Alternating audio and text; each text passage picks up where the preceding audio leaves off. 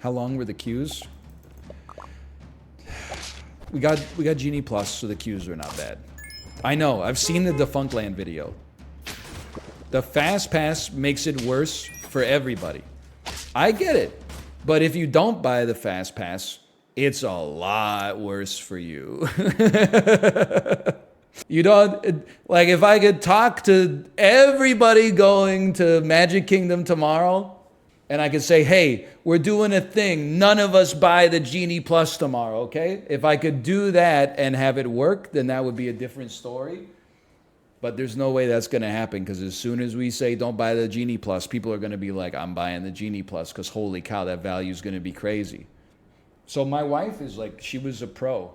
First time I'm going to show you off a little bit here. Hello. She woke up early every day. She got us Genie Plus. She booked the right lightning lanes at the right time so that, I mean, if you have a great organizer and you get the Fast Pass, I would say the maximum I waited in line for anything was like 45 minutes, which is crazy. But it was also expensive. But that was also like way better than waiting in line for anything for 3 hours, which is nuts. That's insane. I waited in line 3 hours for Star Wars. Really? With the Genie Plus? I gotta say, it's also kind of fun. And sometimes I will I'll exaggerate. This may come as a shock to you.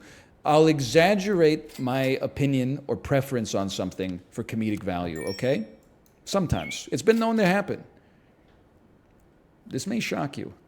This is me being real.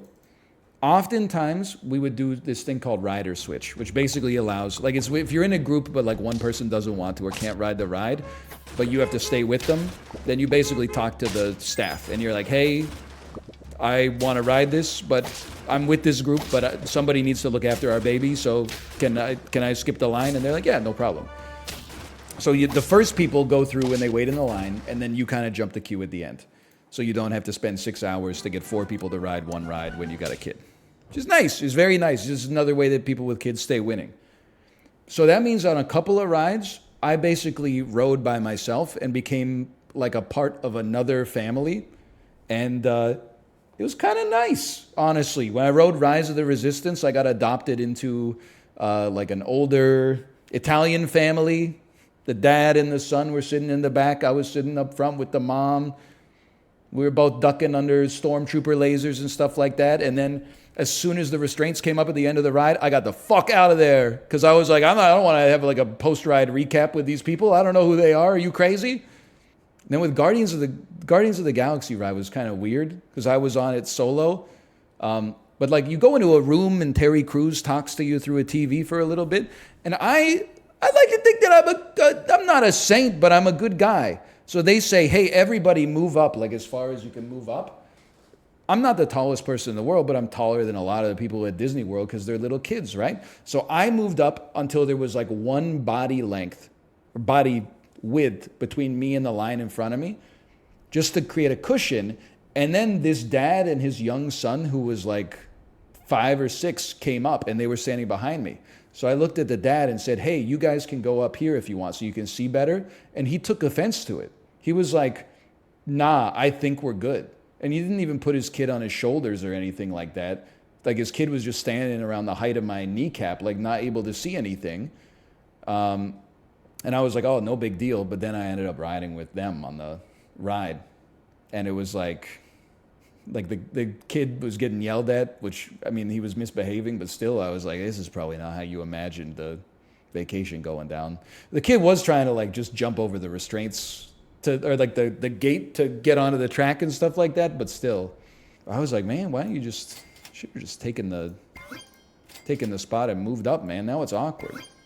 I'm not having a good run, huh? Was he one of those leash backpack kids? He wasn't. No, the Twitter video. Dan, you didn't go through what I went through this week, okay? I was on roaming, okay? I couldn't make a Twitter video. But I will. What am I supposed to say again? That Super Auto Pets is the most overrated game of all time? Something along those lines. I have to rip my beating heart out of my chest. By the way, this isn't the same bird. I'm just realizing. Do you see how crazy that is? You have to dunk on Hades and Slay the Spire. I can do that. I could do that. It'll rip my beating heart out of my chest, but I could do that. Someone just asked, I was talking about a misbehaving child and an angry parent at Disney World. Then someone asked me, was it one of those leash kids? And here's what I was about to say, okay?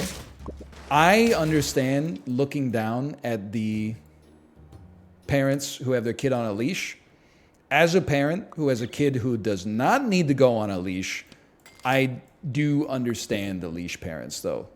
Because, like, I get the idea you don't want to have your kid on a leash because then you're one of those parents. But you also don't want to have your child dart out into traffic and make a mistake in a fraction of a second that leads to them getting hit by a bus. So I think it's not a 90s thing. I've seen some kids on leashes in the modern era as well. Here's the thing. I don't think the parents really want to put the kid on a leash. You know, it's not something that a normal person goes like, oh yeah, I want my kid leashed up. I think it's more like I keep telling my kid, hey, walk on the sidewalk all the time, never walk on the road, but then they keep getting distracted and walking on the damn road, and I don't want them to get hit by a car. So, like,